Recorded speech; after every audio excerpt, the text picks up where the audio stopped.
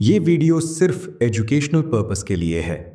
इसमें किसी भी तरह की बाइंग या सेलिंग की रिकमेंडेशन नहीं है। इस समय मार्केट में एक बात बहुत ज्यादा सुनने को मिल रही है कि इंडियन मार्केट अब ट्रंप के ट्वीट्स और स्टेटमेंट से चल रहा है। जब भी ट्रंप कोई अनाउंसमेंट करता है, मार्केट बाउंस करता है या गिर जाता है, और लोग कह रहे हैं कि ट्रंप मार्केट को मैनिपुलेट कर रहा है। लेकिन सवाल यह है, क्या सच में ट्रंप मार्केट को चला रहा है या मार्केट पहले से ही मूव करने वाली थी? इसे समझने के लिए पहले यह क्लिप देखिए। यह 22 दिसंबर की रिकॉर्डिंग है, जब मार्केट में गिरावट शुरू भी नहीं हुई थी। इस क्लिप में मैं कुछ सेक्टर्स के ऊपर एनालिसिस शेयर कर रहा हूं और बाद में इन्हीं सेक्टर्स ने मार्केट की पूरी गिरावट को लीड किया। उन्होंने ऐसा क्यों किया, इसका रीजन आपको इसी क्लिप में मिलेगा।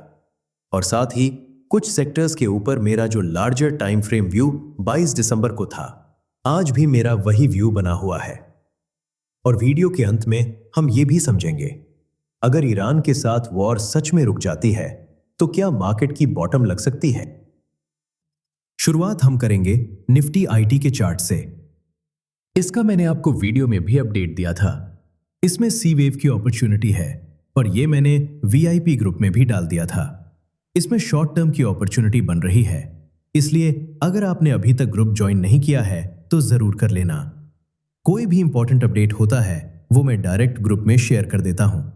और यहां पर आप जो हमने ट्रेडिंग सेटअप सिखा है उससे रिलेटेड कोई भी डाउट आता है तो वो भी पूछ सकते हो। ग्रुप का लिंक आपको कमेंट बॉक्स में मिल जाएगा।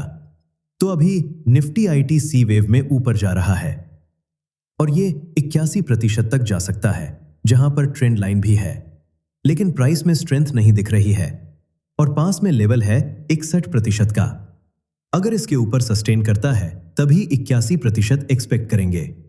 और इसमें जितने भी स्टॉक्स हैं सब में लगभग ऊपर की सी वेव बन रही है और इसके बाद नीचे की सी वेव बनेगी। तो ये अभी हाईली रिस्की सेक्टर है, फ्रेश बाइंग से बचेंगे। और अगर यहां पर माल पड़ा हुआ है तो उसे ट्रेडिंग सेटअप के अकॉर्डिंग देखेंगे। तो अब नेक्स्ट चार्ट देखते हैं बैंक निफ्टी का। इसे हम बॉटम से डिस्कस करते आ रहे हैं और इसमें 5000 पॉइंट से ज्यादा की चाल बन चुकी है। और जितनी बार भी इसमें गिरावट आई है मैंने यही अपडेट दिया है, इसमें अपॉर्चुनिटी है और ये आउट परफॉर्म करेगा। और जो लास्ट अपडेट बैंक निफ्टी का ग्रुप में दिया है उसमें भी यही लिखा है, इसके अंदर अपॉर्चुनिटी बनेगी। लेकिन अब यह भी हाईली रिस्की इंडाइसिस के अंदर आता है, क्योंकि इसके अंदर भी एक बड़ी गिरावट आनी है। जब मुझे इंडिकेशन मिलेंगे तो उसका अपडेट मैं ग्रुप में दे दूंगा, क्योंकि अभी लगभग सारे बैंकिंग स्टॉक्स बी वेव में ऊपर जा रहे हैं और थोड़ा बहुत यहां से और भी जा सकते हैं। और करंट एरिया में यहां पर लगभग सारे ही स्टॉक्स के चार्ट अलग अलग बने हुए हैं। किसी के अंदर नीचे की सी वेव बननी है, किसी के अंदर ऊपर की सी वेव की अपॉर्चुनिटी है। और बहुत कम ऐसे स्टॉक्स हैं जिनके अंदर फोर्थ वेव की करेक्शन हो सकती है, जिसके बाद एक ऊपर की फिफ्थ वेव बन जाए।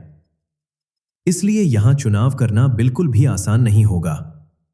या फिर सिर्फ ऐसे स्टॉक्स को देखो जहां पर ऊपर की सी वेव की अपॉर्चुनिटी हो, या आसान शब्दों में जहां पर हमारा ट्रेडिंग सेटअप बना हुआ हो।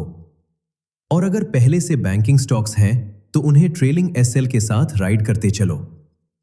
और अब हम लास्ट चार्ट देख लेते हैं निफ्टी ऑटो का। और इसे भी हमने 61% के पास डिस्कस किया था कि इसमें ऊपर की चाल बनेगी और अभी ये लगभग 15% ऊपर है और इस सेक्टर के लगभग सारे ही स्टॉक्स ऊपर हैं। और सच कहूं तो अभी ऑटो सेक्टर का गोल्डन टाइम चल रहा है। टाटा सिएरा ने जिसकी शुरुआत कर दी है और जिस रेंज में टाटा ने कार लॉन्च कर दी है, स्ट्रॉन्ग डिजाइन और प्रीमियम फीचर्स के साथ, अब ये बाजार में आग लगा देगी।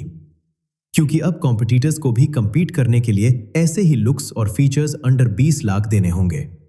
और महिंद्रा का विजन का भी लुक सामने आ गया है, जो कि 2028 के आसपास लॉन्च होने वाली है और इसका लुक भी देखने में बहुत प्रीमियम लग रहा है। मतलब ऑटो सेक्टर में एक तरह का रिवॉल्यूशन शुरू हो चुका है। जो लग्जरी पहले 40 से 50 लाख से ऊपर की गाड़ियों में देखने को मिलती थी, आज वही फीचर्स इंडियन ऑटो कंपनियां 20 लाख के बजट में देने की कोशिश कर रही हैं। लेकिन चार्ट एक अलग कहानी बता रहे हैं। अभी ऑटो इंडेक्स की फिफ्थ वेव चल रही है और अगर आसान भाषा में बोलूं तो बड़े टाइम फ्रेम पर टॉप बनता हुआ दिख रहा है। जरूरी नहीं है कि कंपनी अच्छा करेगी तो स्टॉक भी उतना ही परफॉर्म करेंगे। यहां बड़े टाइम फ्रेम में ब्रेक लग सकता है, इसलिए यहां सावधानी बरतना बहुत जरूरी है। इस सेक्टर में अभी सिर्फ 2 से 4 ही ऐसे स्टॉक्स हैं जहां रिस्क एंड रिवॉर्ड फेवरेबल है और उन्हें देखा जा सकता है। अभी डायरेक्शन ऊपर की ही है, लेकिन जैसे ही चार्ट टर्न होंगे यहां से निकलना पड़ेगा, क्योंकि यह लार्जर टाइम फ्रेम का ट्रैप हो सकता है।